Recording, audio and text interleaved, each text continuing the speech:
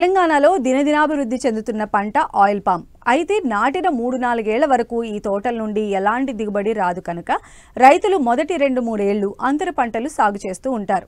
ఈ కోవలోనే పెద్దపల్లి జిల్లా ఎలిగేడు మండలం లాలపల్లి గ్రామ రైతులంతా అంతర పంటలుగా కూరగాయలు సాగు చేస్తూ మంచి ఆదాయం పొందుతున్నారు.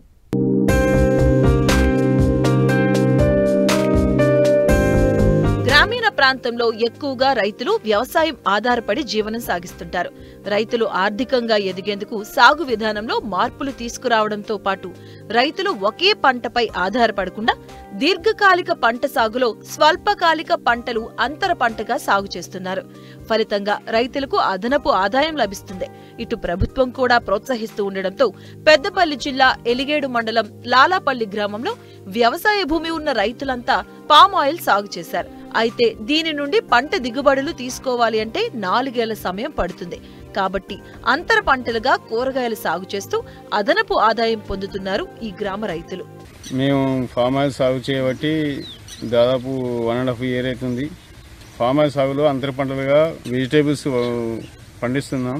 బీర సాగు కానీ, టమాటా కానీ, బెండ కానీ, కాలీఫ్లవర్ కానీ 4 రకాల పంటలు పండిస్తున్నాం. మేము ఇక్కడ భూమి అట్టి ఖాళీ ఉండకుండా అంతర పంటలు వేసుకొని పండిస్తున్నాం. ఫామ్ ఆయిల్ సాగు 4 సంవత్సరాలు మనం కష్టపడితే ఒక దాదాపు 20 సంవత్సరాలన్నా మనకు అది లాభాన్ని ఇస్తుందని ఆశించి ఫామ్ ఆయిల్ సాగు చేసినాం. ఇప్పటి వరకు చెట్లు మంచిగా ఏపుగా పెరుగుతున్నాయి.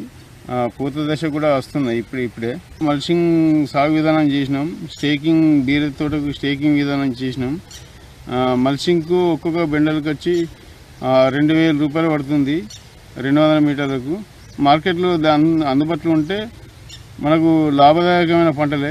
కాకపోతే మాకు ఇక్కడ కరీంనగర్ డిస్టిక్ కరీంనగర్ వెళ్ళి అమ్ముకోవాల్సి వస్తుంది. ఇక్కడ లోకల్లో మాకు రైతు బజార్లు ఎలిగేడ్లో కానీ, సుల్తానాబాద్లో కానీ, పెద్దపల్లి కానీ రైతు బజార్లు ఏర్పాటు చేస్తే గవర్నమెంట్ బాగుంటుంది. మేము 6 నెలలు అవుతుంది మీది ఫామ్ ఆయిల్ పెట్టి. 6 నెలలు పెట్టిన గ్రిప్ సబ్సిడీ ఇచ్చారు మాకు. ఆ సబ్సిడీ మిగిలి మాకు అంతర పంటలు బీరకాయ, టమాటా, కాలీఫ్లవర్, బెండకాయ ఇవన్నీ పండిస్తున్నాం. వీటితో మంచి లాభాలు మంచి దిగుబడి వస్తుంది, లాభాలు పొందుతున్నాం. వాతావరణం ఎప్పుడు మారుతుందో తెలియదు. ప్రతికూల పరిస్థితులు ఎలా ముంచుకొస్తాయో ఊహించలేం. ఏ తెగులు ఎప్పుడు ఏ పంటను ఆశిస్తుందో అంచనా వేయలేం. ఎంత నష్టం కలిగిస్తుందో బేరీజు వేయలేం.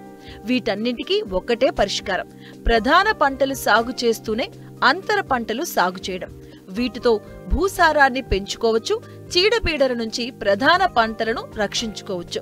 కాలం కలిసి వస్తే 2 పంటల నుంచి ఆదాయం పొందవచ్చు. అంతర పంట సాగుతో పెట్టుబడి ఖర్చులు తగ్గుతాయి.